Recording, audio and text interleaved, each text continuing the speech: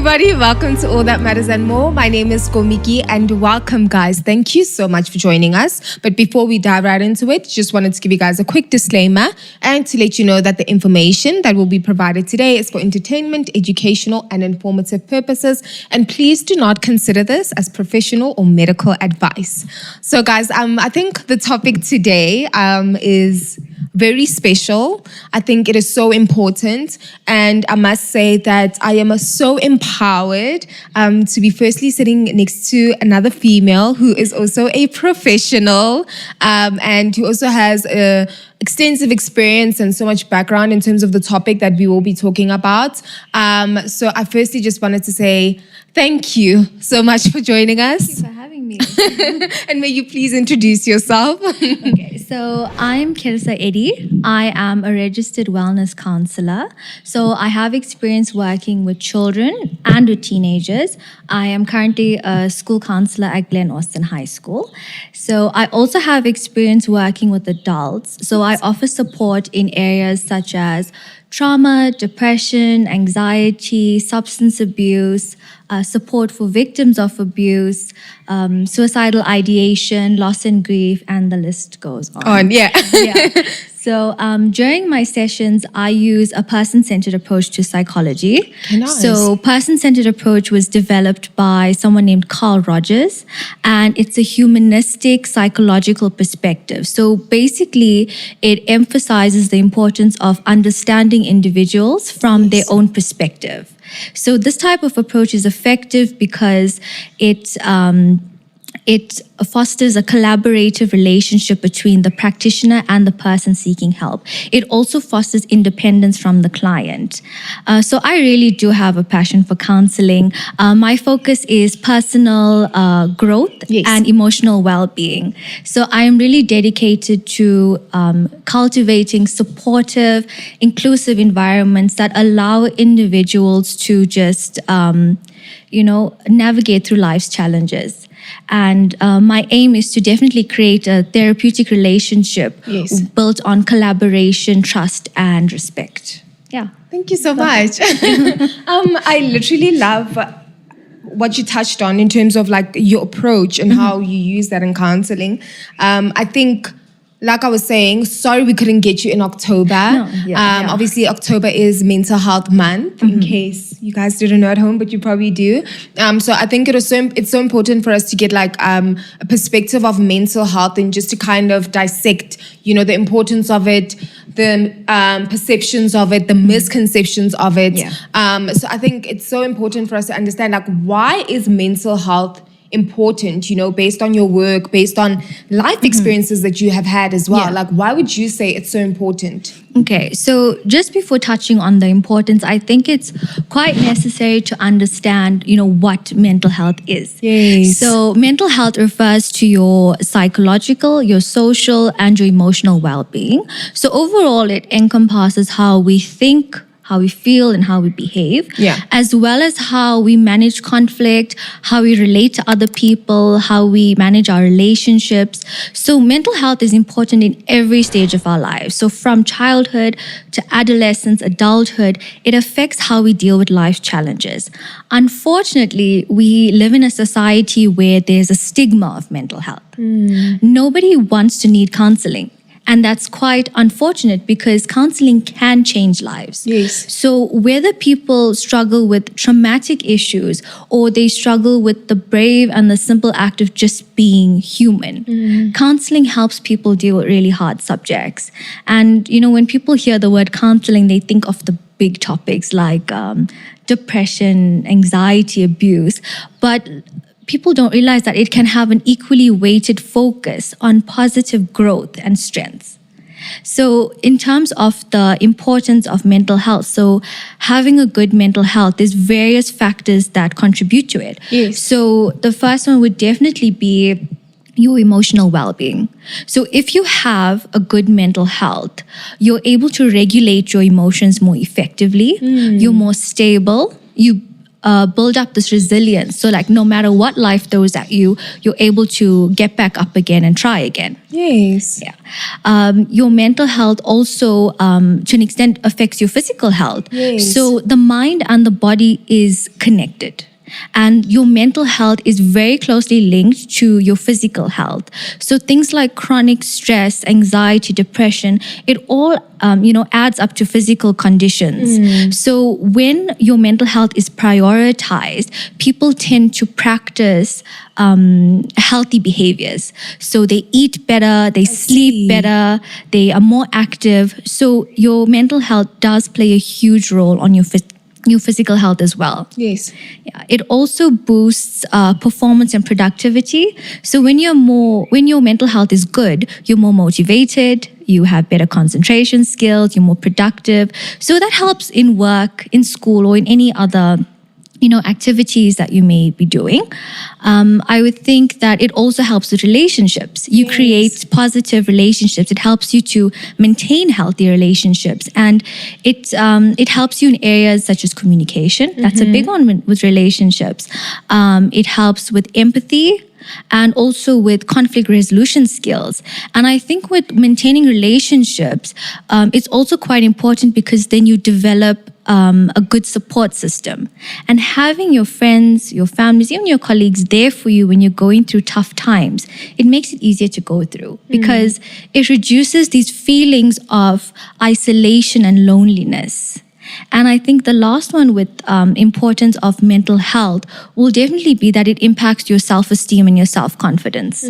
Because when you have a good mental health, you prioritize self-care, you practice self-kindness. And I think that's so important when dealing with mental health. Yeah. And I literally love how you are touching on so many things instead of making it like about one focal point. Yeah. Because have you noticed how I feel like as adults, we have a tendency to kind of focus on only the positive and one focal point. Yeah, we feel like it's always going so well instead of maybe focusing on the negative and trying to fix it and make it something that's positive, Definitely. Yeah, so I love that you touched on everything. And then I also wanted to what's the biggest misconception, I think, with mental health? And obviously, I think, I've noticed that, how COVID hit and it just seems like in South Africa particularly, we started to take mental health so much more seriously. And I'm but this is something that was already there a long time ago.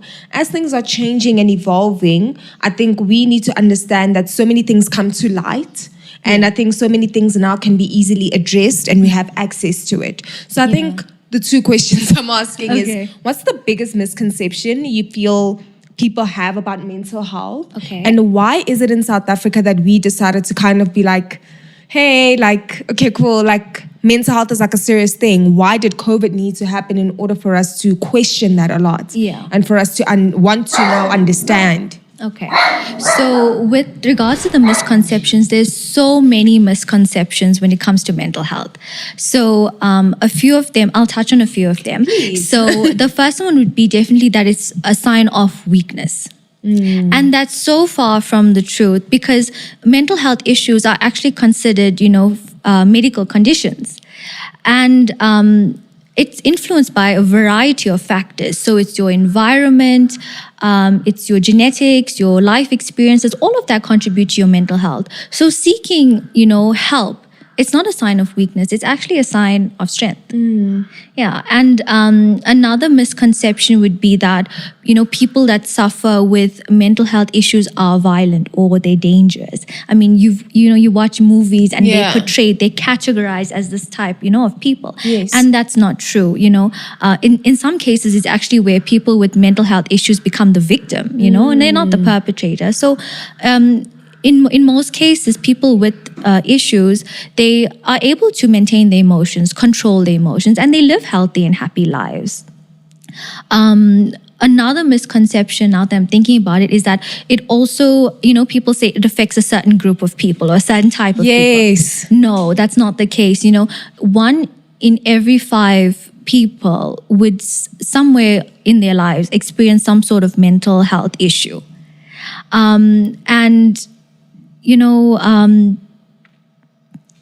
So it's not that it affects, a certain group of people. It can affect anybody with any age, any background, any walk of life.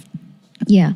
Another misconception will be that it only affects adults and not children. Wow, really? Yeah. So, okay, cool. Yeah. Okay, because then we just assume that adults have so much more going on. No, we think that. We say, okay, we have so much more responsibilities than children. So, what would they possibly be stressing about? But, with my experience working with children and with teenagers, they deal with so much. And a lot of cases, a lot of mental health issues actually start by the age of 14. Wow. I mean, if you look at teenagers, they're dealing with peer pressure, self-esteem, self-confidence. They're trying to fit in at school. There's exam stress. There's a whole lot of things that they, go through that we don't often recognize. So it's very important to, look out for those signs and try and get early detection as possible so that it can prevent, future issues. Yeah. And the last one I think is that people often say you can snap out of it or just think positively, you'll get over it. Yeah. That is not true. I mean, mental health issues are so complex and sometimes it requires a lot more than willpower to just get through. Like, don't get me wrong, like thinking positively is great. It's good for your mindset. But there's some issues like PTSD, depression, anxiety, those sort of things, you need professional treatment for it. Yes, thinking positively is going to help, but you also need to take other steps, to get the help that you need. And would you say, I mean, obviously then with you saying that, right, it's, I think another thing that maybe, and you can correct me if I'm wrong, I think we also try to sometimes, when it comes to like depression and anxiety, do you also feel as if though like we try to kind of like rush the process to get there? Yes, definitely. But I always tell, whoever I'm working with, my clients, that it is a process. You have to, take the little steps to reach that big goal. You can't just immediately come in and say, okay, everything's, going to be fixed with one session. No, little steps towards your big goal. Yeah.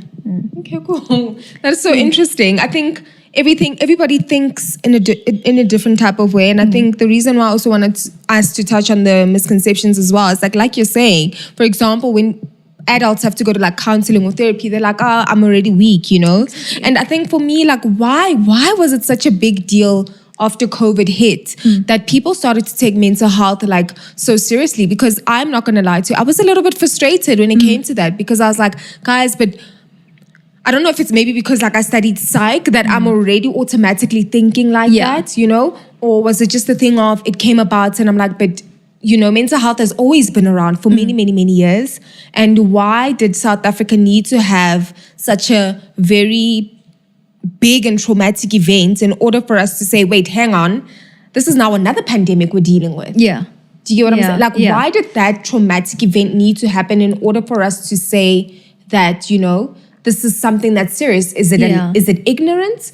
Is it a lack of us not wanting to equip ourselves with like the knowledge, the information, having conversations like these? Like, why do you think that was like that? And what is your take on that specifically? Okay. So it definitely was or is the stigma around mental health. And I think during the COVID-19 pandemic, it affected a lot of people. It affected everybody to some extent.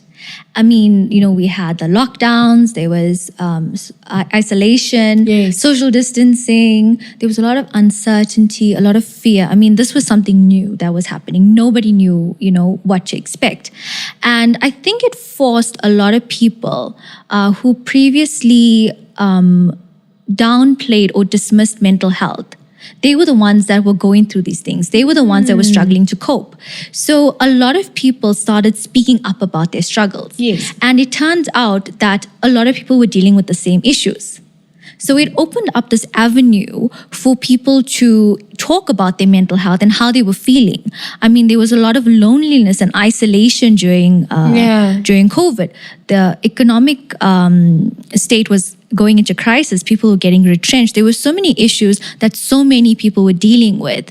So as much as it was a very traumatic event, it created almost this cultural environment where people acknowledged that well-being is essential to part of life. And as much as, it was very traumatic, there were also a few good things that came out of it. One being digital health. That was one thing that came out of COVID. I'm sure you remember, like, teachers would have lessons with their kids online. Yes. So it became a thing. Counselors were now offering counseling sessions online. I know when I was doing my practicals as well, I did online counseling and in-person counseling. So that created this avenue where mental health resources now became more accessible, more convenient for people. So as much as COVID-19 was very traumatic, very scary, a lot of good things also came out of that, especially in the mental health field. Yeah. Okay, cool. Thank you. I actually love your perspective on that one. And then I think there's something that you said that was so important. You say that when you face a lot of issues, that can not necessarily be a determining factor, right? But in terms of facing issues, is it possible when you look, obviously in your experience, when you look at somebody having a mental health, is it more than one issue that they're dealing with? Or do they deal with so many multiple issues that has gotten them to a point where now they feel like their mental health is like not doing so well? Yeah, that is often the case because, people hide away their feelings. They bottle it up. And then eventually, what happens if you keep bottling things up? That bottle is going to break. Yeah. So a lot of times I have clients that come in and, the issue's at the surface, but there's a lot of deeper things that they need to work on as well. So definitely, sometimes people come in with lots of issues that they've just been keeping aside, that they've been hiding. And why is it like that? Why do we bottle up issues? Why do we feel like we can't necessarily be honest when it comes to relationships? We can't be our true selves, we can't take risks. We always are so fixated on perfectionism and obviously, worrying about what will this person say and I need to please this person and this is not good enough. Like, why do you think we are living in such a world? Because I think that also has a massive impact currently on our mental health, especially us being young. It's crazy now. Yeah. It's so hectic. Yeah, I think it definitely comes from that stigma. We grew up in societies where it was frowned upon. You're seen as a weak person. It comes back to all of those misconceptions that we spoke about. Yeah. It all stems from there. Yeah. Really? And how do you think we can overcome that? Because we need to eventually. Yeah, so it's definitely creating awareness for mental health. So I think it's so important to try and reduce that stigma. Normalize that it's okay to ask for help. It's okay to need somebody. Also creating awareness in schools is so important. Yeah. I've noticed, like, from my experience, it's so important to have somebody there offering guidance to these kids. So from my perspective, it's like if I'm able to teach these kids skills now, if I'm able to teach them techniques now, they'll be able to utilize it in adulthood. I see. So it's teaching them the skills now that they can use later on in life.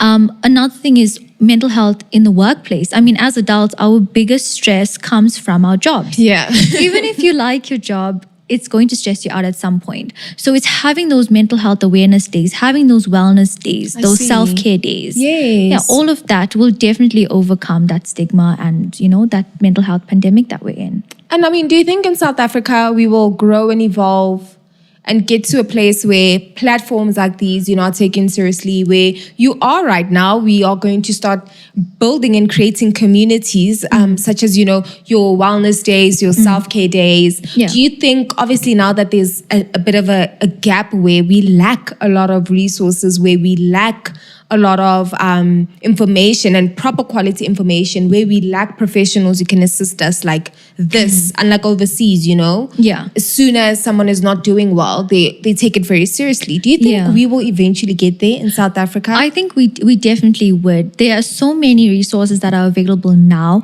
that weren't necessarily available, back then. For example, the digital health. Yes. It's more accessible. Clients can see their therapist after work, for example, any hours. So it's become more convenient, more accessible. I think with the lack of resources, definitely the stigma is one of it. We grew up, with that mindset that it's a sign of weakness. And another one with lack of resources is definitely the the lack of mental health professionals that are out there, because it's so hard to get into the psych field, even with your qualifications. So that so there's been a decline, with the therapists and counselors that are available. But definitely, we will progress, we will grow in this. And then, do you think that also with our mental health and the way that it is, and like I'm saying, like the lack of resources, do you think that we can point fingers at our leadership partly? To an extent, yes. I think that also if they, step up and try and create awareness for mental health, people would follow. And then I think that's when the stigma will go away, and that's when the whole like societal norms that are frowned upon mental health will go away. Yeah, and I think our generation is a lot more open with our feelings, compared to our parents. So it's only way up from here. Yeah. I love that. And how can we do better? If you were to talk to somebody right now, as a child, as an adult, a parent, a brother, a sister, a relationship, like how can we do better, to make sure that we kind of take accountability and do we actually move in a better direction? Yeah, so I think one of our problems is that we don't prioritize our mental health as we would with our physical health. For an example, if you have a toothache, you're going to go to the dentist. You're not going to, stay at home and suffer with it. Yes. So why, when we experience mental health issues, why don't we do something about it? Why do we choose to hide, from it? Yeah, so it's prioritizing our mental health. Yeah. And that's like the only one, because then it's linked to your physical. Yes, definitely. Okay, cool. That's so amazing. Thank you so much for your perspective. Anything else maybe you can say to somebody who's maybe suffering with mental health, who's sitting there and they are clueless, they don't know where to go, how to start, and they are just lost right now and they are crying for help, begging for it. Yeah, so there's so many resources online as well. So many sites where there's pro bono counseling. So even if you're unable to afford, a therapist, there are a lot of sites where you can go to get pro bono counseling. I would also encourage people if you're dealing with something, seek help for it. Yeah. I always say that counseling is like an anchor. It's an anchor in the midst of an emotional storm. So counseling, it won't get rid of the storm, but it's going to help keep you secure until that storm passes. Wow. Wow. Thank you so much for that analogy. I appreciate it. So where can we find you on social media platforms? If maybe somebody wants to reach out to you, ask about maybe a disorder that they are unaware of. Yeah. So where can we reach you? Okay, so I'm verified on Psychology Today. So you can go onto the Psychology Today website and just search for Charrisa Eddie there. I'm also on Instagram, so it's CG Counseling. And if you need any information, if you have any questions, you can always just email me on cgcounseling8@gmail.com. All right, cool. Yeah. Thank you so much once again for coming. Really do appreciate it. Yeah. And guys, that is literally it for us. I know that mental health, I think, is such a broad topic now, This was obviously just a little bit of a perspective, and I just literally love how you dissected it, but short and sweet, so that we kind of get the more impactful facts and points about it. So I really do appreciate that. Thank you so much. Thank you for having me. It's a pleasure. And guys, that is it from us. You guys know where to find us on Instagram, mattersandmore_. You guys can also email us at info@mattersandmore.co.za. And we also are on Facebook and TikTok at Matters and More. And thank you so much, guys. That's it from us. And happy mental health.